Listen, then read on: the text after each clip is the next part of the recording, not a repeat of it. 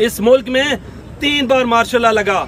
General Ayub को किसी ने अदालत बुलाया, जनरल यहिया को किसी ने बुलाया, जनरल जिया को किसी ने बुलाया, जनरल मुशर्रफ को किसी ने बुलाया जो सरीना के पास से टर्न लेकर चला गया था।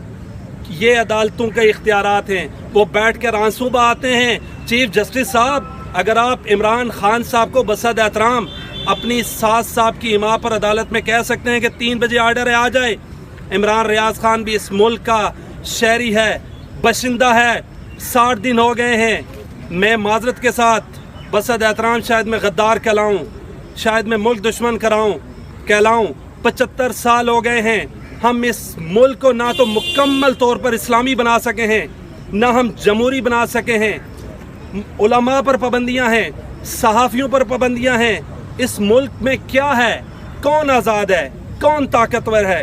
ताकतवर जो हल्के हैं उनसे भी हमारी रिक्वेस्ट है, अगर इमरान रियाज खान ने कोई जुर्म किया है, कोई उसने खुदा न ख्वास्ता कोई आर्टिकल 6 की गद्दारी नहीं की, उसको कोर्ट के सामने पेश किया जाए। उससे आप एग्रीमेंट करना चाहते हैं, उससे श्योरिटी लेना चाहते हैं, उससे कॉन्ट्रैक्ट करना चाहते हैं कि वो आपके मुताबिक बोले, लेकिन वो इस तरह तो नहीं करेगा। उसने मुझे कहा कि अरशद शरीफ, उसने जज साहब से कहा जब इससे पिछली दफ़ा इमरान रियाज साहब को गिरफ्तार किया, उन्होंने जज साहब से कहा कि अरशद शरीफ वालिदैन का एक ही बेटा था, मेरे तो और भी 2-3 भाई हैं। खुदारा इस मुल्क में जो फंडामेंटल राइट्स हैं 8 से लेकर 28 तक, वो इस हुकूमत में तो बिल्कुल ही पामाल हो गए हैं। जो इमरान खान ने भी कसर छोड़ी थी वो इसमें भी उन्होंने बराबर कर दिए। खुदारा इमरान रियाज खान को बाज़ेआब किया जाए, अगर वो मुल्ज़िम हैं तो उनको कोर्ट के सामने अपीयर किया जाए। इमरान रियाज खान पाकिस्तान की आवाज़ है, वो किसी चैनल की आवाज़ नहीं है। वो यूट्यूब पर पाकिस्तान की तारीख़ में किसी सहाफ़ी को इतना नहीं सुना गया जितना इमरान रियाज को सुना गया। 2 साल में 4 मिलियन फॉलोअर सिर्फ यूट्यूब पर। मुझे बताएं किस सहाफ़त के बड़े नाम के हुए हैं। लोग देखते थे, सुनते थे, लेकिन 2 बार पहले पुलिस ले गई, वहाँ से रिहा हो गए। इस दफ़ा जबरी गुमशुदगी हो गई। बसद एहतराम अदालतें बेबस हैं। चीफ जस्टिस ऑफ पाकिस्तान को 14 घंटे मैसूर कर दिया PDM की जमातों ने, वो अदालत से बाहर नहीं निकल सके। उनके पास सिर्फ ऑर्डर करने का इख्तियार है, इम्प्लीमेंटेशन कोई और करवाता है। इस मुल्क में ताकतवर इदारे जो हैं वो एस्टेब्लिशमेंट है, फौज है। वज़ीर आज़म, इंटीरियर मिनिस्टर की क्या हैसियत कोई साफ़ियों को दबा सके? यही बात इमरान रियाज कहते थे।